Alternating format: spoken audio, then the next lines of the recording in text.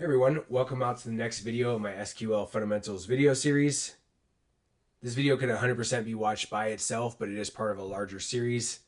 If this is the first video you're finding in the series and you'd like to watch some of the previous videos, I'll go ahead and leave links here on the screen, as well as links down below in the description. Feel free to jump to those videos and then come back to this one. But if you would prefer, you can go ahead and stick with this video and we'll go ahead and get started. In the last video, we went over different variations of how to alter tables and columns, as well as how to drop those columns in tables when you need to. So in today's video, we're going to be focusing on inserting data and querying or selecting data from our tables.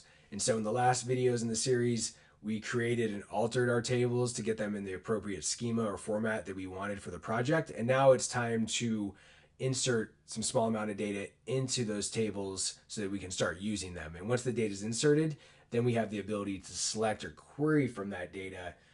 And so we'll be going over a few variations of how to do that selecting or querying.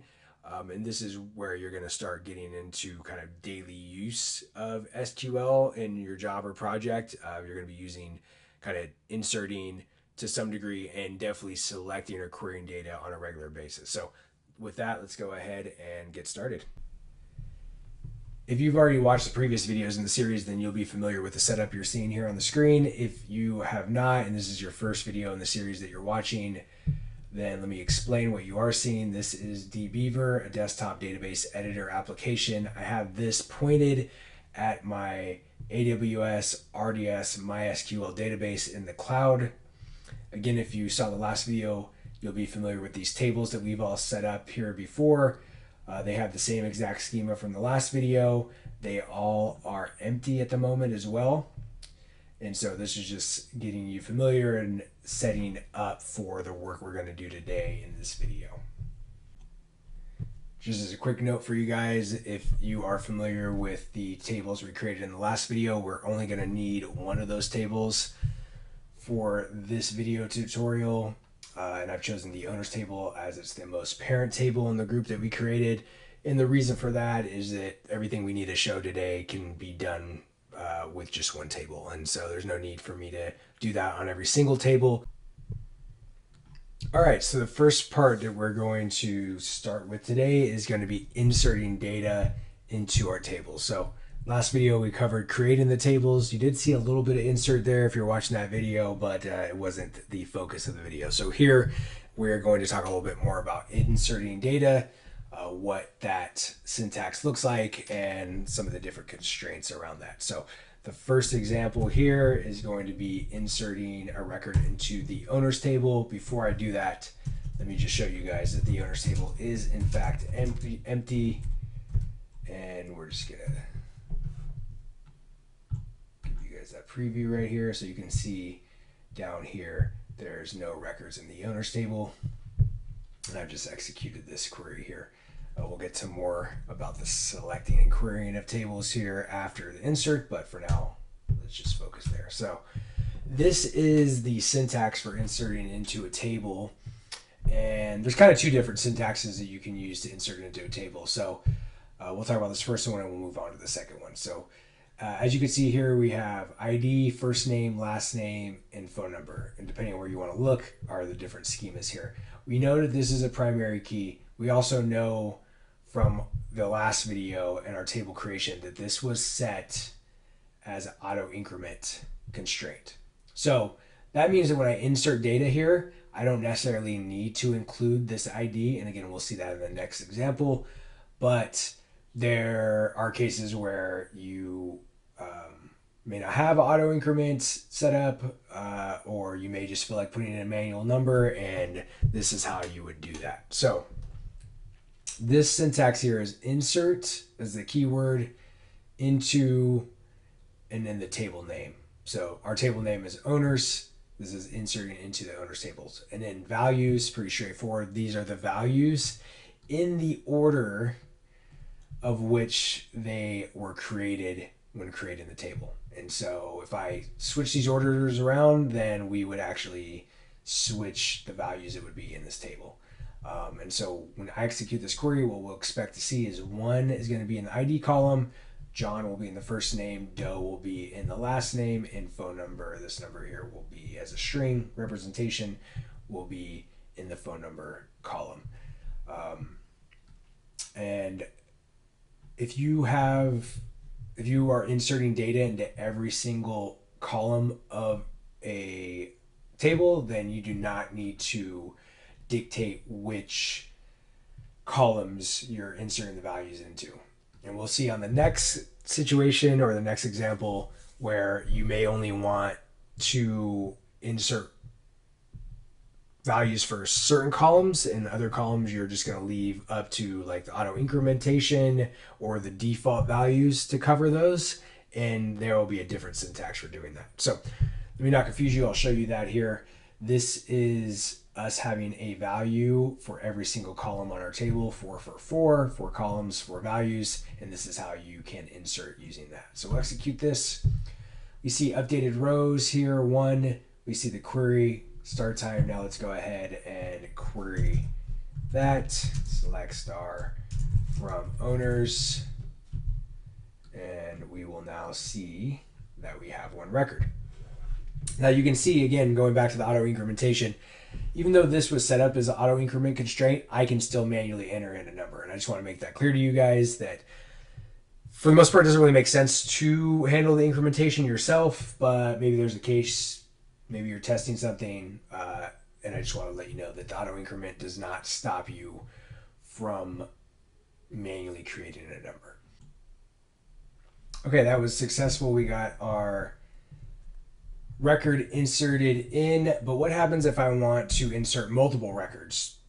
10, 20, 30 records with 1 statement. Let me show you how that is done with the same syntax. Again, you're putting a value in every column. We're kind of ignoring the fact that we're auto incrementing or we're not defaulting or anything like that, where each value requires a manual entry. Let me show you how we can set up multiple records in a table with 1 statement with this syntax in that situation. So before I do that, I'm going to just delete the record that I created. This is the general syntax for deleting records out of a table. This will delete every record in the table. So, don't pay too much attention to that right now. We will talk more about deleting and how to do that carefully in the future. But we saw 1 record was updated here. Let's go ahead and just query from that again. This is also, I didn't mention the basic syntax for selecting. If you're totally unfamiliar with SQL, then you may not have seen this. This is how we query, select, or get the information out of a table. And you can see now doing that, there's no longer that record there because I deleted it. And you may see me do both these operations here in the beginning as I show you some examples. So we'll delete this right now. That was how to do 1 record. I'm going to show you how to add multiple records. In this case, we're just going to go ahead and show you 2 records going in, but you could go ahead and do this for multiple records. Here, let me just get my tabbing right here. I like to personally tab things and create the spacing properly so it's easier to view, but to each their own. We'll add a semicolon here. So what this is going to do, same thing as last time. I've put 4 values for 4 columns, but you'll see here that I have a second row and a second row of information, right, in the syntax, and it's comma separated. So that's really all there is if you wanted to stack multiple records in the insert, you can put 10 records here and it would follow the same pattern. It'd be, the first set with open and close parentheses, a comma, the second set, the third set, fourth set, all the way down to 10. You can terminate with a semicolon. If you watch my last videos, again, it's not important that you do that all the time, but it will catch you sometimes if you have multiple statements in your editor. And generally, I just like to close with a semicolon. So enough jabbering on. Let's just go ahead and execute this, and we see updated 2 rows. And here's the syntax. Let's go ahead and run our select statement. Select star from owners, and we should see our 2 records. Again, auto increment was not involved. I manually entered those in, and that's how you get multiple records. If I had done this with 10, we would see 10 records. So that kind of ends this first part of inserting when you have a value for every column in the table. And now what we're going to move on to is showing what happens when you want to allow the auto increment columns to, work as they were set up, and also defaults and things of that nature. So let me show you that syntax next. All right, let's move on to the next method of data insertion into our table. Let me just paste out the syntax here so we can quickly see the difference. As you can see here, we are explicitly calling out the column names where we didn't have to do that in the last method. But you also notice that we are only inserting in 3 values where we had 4 up here. And so the 4 up here match the 4 required for the table. And so the database is able to work out, assuming the order is correct, what values go into which columns. But in this case, where there's only 3, it's not really sure where to place that data. So we have to tell it where to place that data. And the reason that we're only using 3 values instead of 4 is because we've set up an auto increment on our ID column. And we don't want to get in the way of that auto increment doing its job and incrementing our data. And so, if you have a live database that has a lot of insertions happening very close in timing, or pseudo-synchronous, or not synchronously, but asynchronously, then there could be situations where, you manually increment an ID and there was already one being inserted in, and now you've been blocked, or you've blocked the other one. And if you block the other one, there may not be any retry logic. And so you actually may lose a record insertion. There's other issues, but for the most part, you just want to let the auto increments do their job. And so in that case, you're going to end up using, because you do often have auto increments or defaults set up on your tables. And so you may find yourself using this method a lot more than this method. I personally like it also because I just get to see the columns I'm inserting and make sure everything is correct in my mind, where this one I would probably use in a more programmatic sense versus something if I were doing some manual insertions.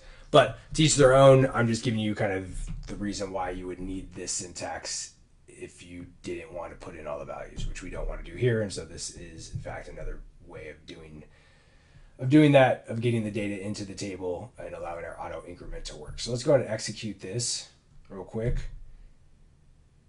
Cool, we did that.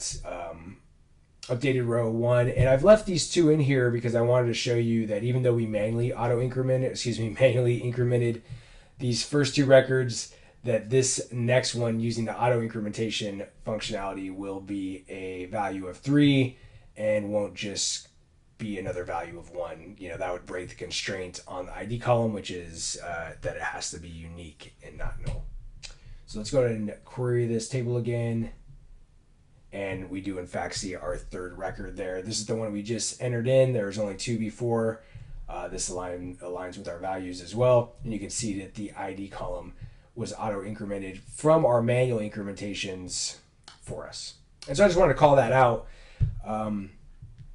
If we were to manually increment this to 7 and then ran this format afterwards, it would auto increment off the last record. And so if the last manual insert gave us a value of 7, pretend this 2 was a 7, then when we ran this would be an 8. And so that's kind of how it works. It's going to auto increment off the highest value in that column that you set auto incrementation up on. So again, generally you just want to let these auto increment themselves and not manually add the ID in there when using auto increment. But yeah, just more information for you to kind of figure out the best solution for whatever project you're going to be working on.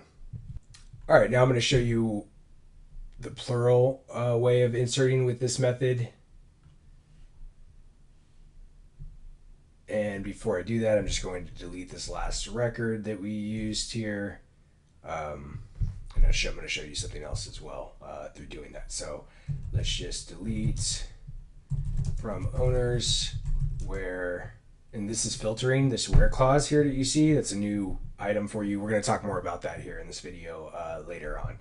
So don't get too hung up on that yet. ID is equal to 3. But just quickly, since I am putting it up here, This is saying, hey, delete. So this is for deleting a record from a table from owners. The table is owners where. So this is a way of filtering in SQL, what's called a where clause. Where column ID is equal to 3. So which one is that, right? 3, I'm going to delete this last one. Let's execute that. Great. And then we're going to do a select again here, highlight that, and sure enough, it's gone.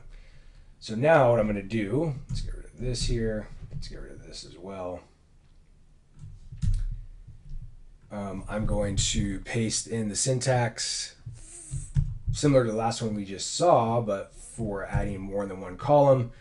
And so again, same syntax. This is the record we inserted last time that I just deleted. I've added another one to it here. And just like the first method in adding multiple records, you just do a comma separation between those values with those open and close parentheses. So let's give you a second to look at that. And now we're going to execute this. And so what you're going to see here is going to be maybe a little bit surprising. I deleted the ID of 3 out of here, okay?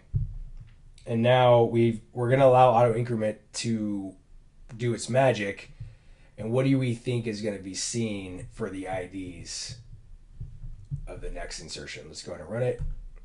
Okay, we've updated 2 rows. That means we've put in these 2 records. That looks good. Let's go ahead and select from that table again. And oh, interesting, right? So 1, 2, the 3 that we had before is gone. The auto incrementation and now is going to go 4 and 5. And so even though we deleted the record that had auto incremented, MySQL is going to preserve the IDs. And so what happens is that MySQL in particular, off the top of my head, I'd have to check on the other databases, but because I think there are certain SQL engines, again, off the top of my head, that will just reuse that 3 if it's not there, but MySQL will skip that. It pretty much says, hey, I've used this already, even though it's been deleted. We're not going to use it again. It's going to be protected. We're going to move forward and just give you another incrementation, and that's what's happening here. So don't let that throw you off if you see this. And so what happened is over time, as you're auto incrementing, you'll start seeing skip numbers as maybe records are deleted from your table. It'll be like 1, 2, 7, 9, 15, 16, 17, 20.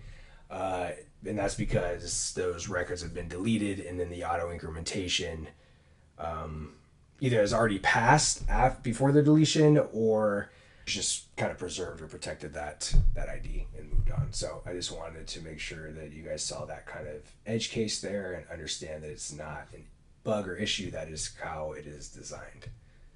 But this is how you insert multiple values or multiple records into a table using this second method here. All right, and that's going to conclude our section on inserting data into tables. There's really 2 methods you're going to see. Either the plural or the singular form of this method, and then the plural or singular form of this method. A lot of times what I've seen is that insertions are done programmatically. So there is a layer or library kind of created in your server, for example, and then that server will receive requests from a application or website or web app, and then those requests will have some data on them.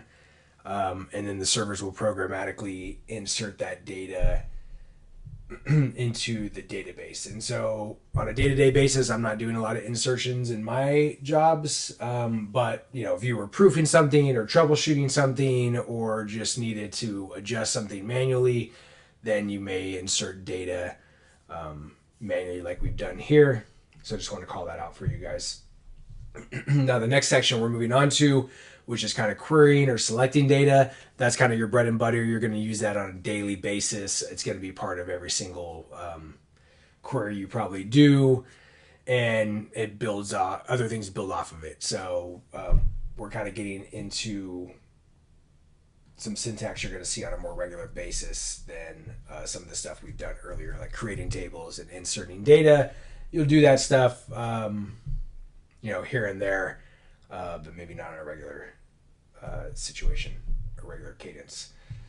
So let's go ahead and delete this code out. now, like I said, we're moving on to querying or selecting data. And so for that, we're going to use a select statement. You've already seen this. And this is pretty much the syntax for that. And again, selecting, querying, fetching, they're all kind of synonymous. It's just getting the data from the table. And this is the most basic and probably the most used syntax you're going to see. The select statement saying, hey, give me data from a table. So give me all, this asterisk here pretty much means all columns. We'll show you another method where we select certain columns from, and then the owner's table. And then I didn't mention this before, but this O you're seeing, this is called an alias. It's something you use in SQL. We'll go into that a little bit more in depth, but I just want you to know that if I were to reference this table like in more expansive code, I could use owners, or if I give it an alias like this, then I can use the O instead of the whole word owners. It's just a way to shorten your syntax. And sometimes it's required by the SQL engines to put an alias if you're doing certain joins. Again, we haven't got to joins yet, so I just want you guys to know. You may also see it like this. So select star from owners as O. The owners as O is the alias here. Anyway, I just wanted you to know about that. We can go ahead and use either case to query the data. Again, the result set is what this is called. This is a result set. A set of results returned to us is going to be the same. But this is the first and most widely used way to query data. It's just saying, give me all columns, all records from a certain table. All right, so we've kind of seen how to select everything out of a table. Let's look at how we may only select a certain set of columns from that table. So really the syntax is going to stay the same. We're just going to adjust and name the columns that we want to retrieve. And so we know that this table was created with 4 columns. We obviously have 4 columns here in the result set, but let's say I don't really care about the ID and I just want to get the first name. Oops, spell that right. And you'll see the syntax highlighting will go ahead and auto-complete some of this for me. Or not syntax highlighting, but auto-completion. Yeah, and so what we have now is a select statement that is only asking for 3 of the 4 columns from the owner's table, and let's run that. And so you'll see here we lost our ID column in the result set, and that's because we explicitly asked for that. If I were to try to trim more of this off and we only wanted 2 columns, last name and phone number, then that's how we get it. So this is just a way of selecting only a subset of data. Again, if these tables were 40, 60 columns wide, that becomes a bit arduous to kind of manually look through. And so you may want to only select a certain subsection of those columns. And this is the way you do it here. All right, now let's say that you wanted to, instead of limiting the columns returned in this set, that you wanted to limit the number of rows returned. Okay, so this is our full result set here, 4 records, but imagine this was 1,000 or 10,000 different records. You know, it may take a lot of time to get all 10,000 records back. You may not even have a use case for that. You may have only wanted to just take a look at the schema or what the columns look like, and you really only need a few records, or you know, you've ordered the records in a certain way, which we'll talk about ordering in a different video, and you order those in a certain way, and you only wanted the top like 10 of 10,000 records. And so there's something called a limit, which you can limit the amount of records shown. So I'm just going to show you that here. We have a result set. I'm looking for all columns, and now I only want to get the first 2 records. So I just want John and Maria, for whatever the reason may be, and then I want to execute that. And you can see here that only those 2 top records came back. And so the syntax that was added was this limit 2. If I were to change this to a 3, all of a sudden now we have, our 3rd record has been there. And if I went 4, great. And if I went 5, we got the same, right? Because there's only 4 records in here. If there's a fifth, then it would have showed up. And you can see this in combination with our column selection. So let's go back to 3, and then let's say I only want first name for each one of these because I'm trying to figure out the first name of each of my clients. Run this here, and it gives us the first name and only the first 3 records. If I were to change that to 4, we'll see that that 4th record of Sarah pops up there. And so, yeah, that's just another way kind of to constrain the result set that you have coming back to you. All right, the next syntax that we want to talk about is using the distinct keyword. I'm just going to put this up here on the screen for us. Delete this.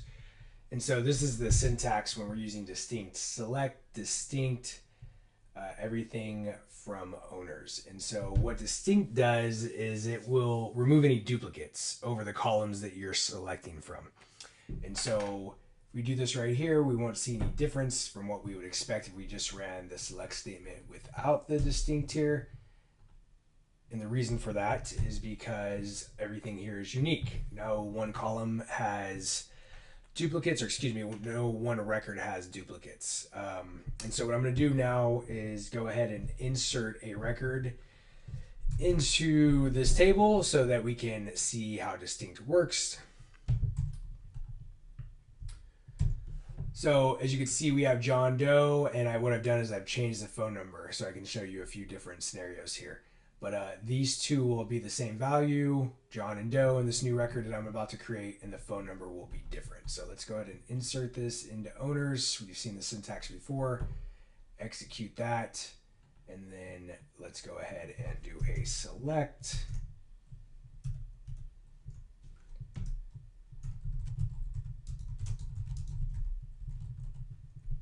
Just so we can see every record that's now in there. So now we have, again, John Doe, that new record. And let us select distinct. And we still have that record. And so the reason we have that record right now is because this is different. So no one record matches another. If these had the same phone number, if this ended in a 0, I changed the last character, then we would have only selected the first one and not this one. But since the phone numbers are different, this is not a duplicate record, and therefore it shows up with this distinct keyword. So let's just move this down here.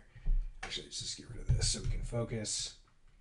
And then what you can do as distinct is also pick certain columns, right? And so let's just pick the first name column here and see what that gives us back. Now, as you could see, we did have 2 Johns and 5 records total, but since I'm now running distinct over just one column, it realizes, hey, there is 2 duplicates. Let's remove the second one and return the first one. And so that's how distinct works. And if I had a record, let's go back here and change this to all of them. If I had made this the same phone number as I mentioned, then we would have chosen the first of the duplicate records, and this one would have been gone. But since these have different numbers, it looks at each column. Okay, this is the same. These 2 are the same. Oh, these are different. It's not a duplicate. Let's go ahead and return it in the result set, which is what you're seeing here. So the other thing here is that we can do multiple columns. So we can go first name, we can go last name, and as we know, last name is a duplicate, the first and last name, so they're not unique. Let's go ahead and run this, and we should get 4 records back. Again, we lost our second John Doe. If I go phone number only though, right, then we're gonna get all 5 records because every phone number was different. And if we go all, again, we get all 5 records. So distinct is definitely useful. You'll definitely use it from time to time. You can also use it with aggregate functions, which we're going to talk about here in the future. Specifically, you see it used a lot with the count aggregation. But yeah, this is generally how distinct works. You can use it over just certain fields or over records as a whole, and it will be helpful for you to get rid of some of those duplicates without having to group or filter and things like that. So that is how we use distinct in our select statements. All right, that's going to conclude the section here and the information I'm going to give you guys on the select statement. There's a few other keywords you'll see used depending on what SQL engine you're using. Certain ones like top or row numbers, and also like except. You see that in BigQuery, which is useful, where you can select everything except, and you can exclude certain columns without having to name all the columns, which is nice. But that's not something that's offered in MySQL, so I won't go over it here. But just want you to know that there are a few other keywords, but for the most part, the tools that you've been shown here are generally what you're going to use from every day-to-day situations and in most of your projects.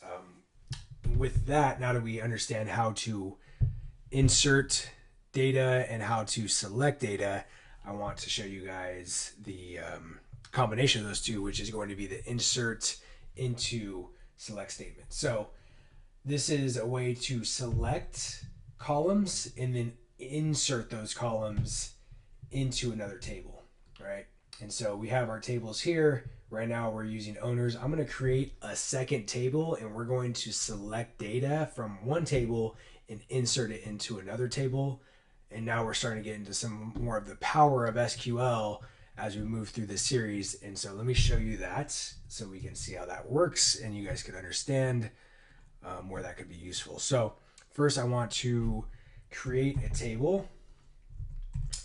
And so we're going to create a table here called owners underscore no underscore phone. And so this is just like the owners table, except you'll realize that we remove the phone number column from here. And so let me create this table real quick.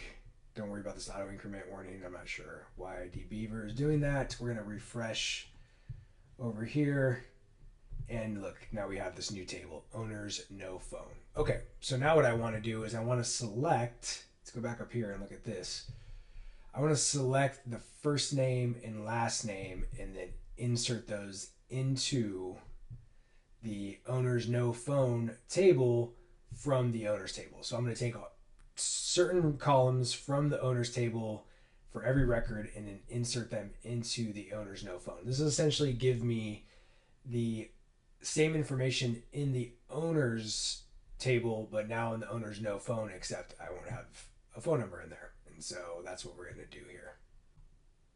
So the first thing we want to do is select from that new table just to make sure you guys see it is empty. Oops. And owners, let's see here. Here we go.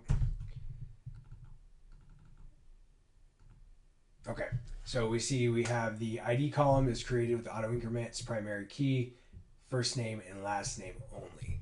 And now let's take a look at the syntax that we're going to need to select and insert. And we're going to break that down. So we see here a similar syntax to what we saw for inserting earlier in the video, insert into and then the name of the table. We're going to be inserting into the owners no phone table, and here are the columns. And just so you guys know, these can be up here as well, like this, or you can organize it differently.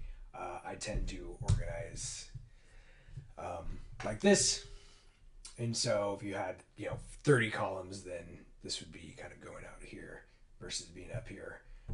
But I just want to make sure you guys know that you don't have to do that, and it's not going to affect your SQL statements if you don't do that. So moving on, we are going to be inserting two columns. So first name and last name, which align here. And then we're going to let the ID be auto incremented. So I'm not inserting anything here. Now the second part of this is a select statement. If we took away this part here, then this would just look like a normal select statement. Select first name and last name from the owners table. But with these two combined, we're going to be able to do this selection and then also do the insert of that selection. So what happens is the database is going to query from this first table, save that in memory, and then run an insert command with that data to place it into the new table. Anyway, enough yapping about that. Let's go ahead and execute this We saw updated 5 rows. And so if you remember, we had 5 rows in the original owners table. Now let's query this. It was empty before, and let's see what we have. Okay, so what we expected, we have 5 auto-incremented IDs. Great news. 5 records matching the 5 that we had in the owners table. Again, let's check that out. So this looks just like the owners table without the phone number. And we do in fact see those first and last names there. So that is a insert into select statement, allowing us to select and then insert into a table. So this is a way that if you wanted to make derivative tables or pretty much have a select group of columns in a table that you didn't want in the original table, this is a way to very quickly create tables and create spin-offs of the original data. I don't personally use this a lot, but there definitely are use cases for it. So it's good to understand how it works and what it looks like in the syntax so that when you do see it, you're not wondering what's going on there. And then what we can do is we can just drop this table and it will go bye-bye. Run that. Okay. Let's refresh this list over here. And that is now gone. So, like it never even happened.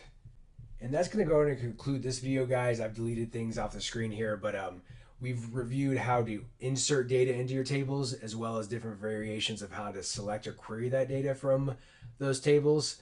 And in the next video in the series, we're going to be talking about how to use that where clause to filter those select statements and all the different conditions that you can use to filter those statements, as well as how to delete records from your table. And if you would like to join me there, go ahead and find the link in the description below or here on the screen, and I'll see you at the next video.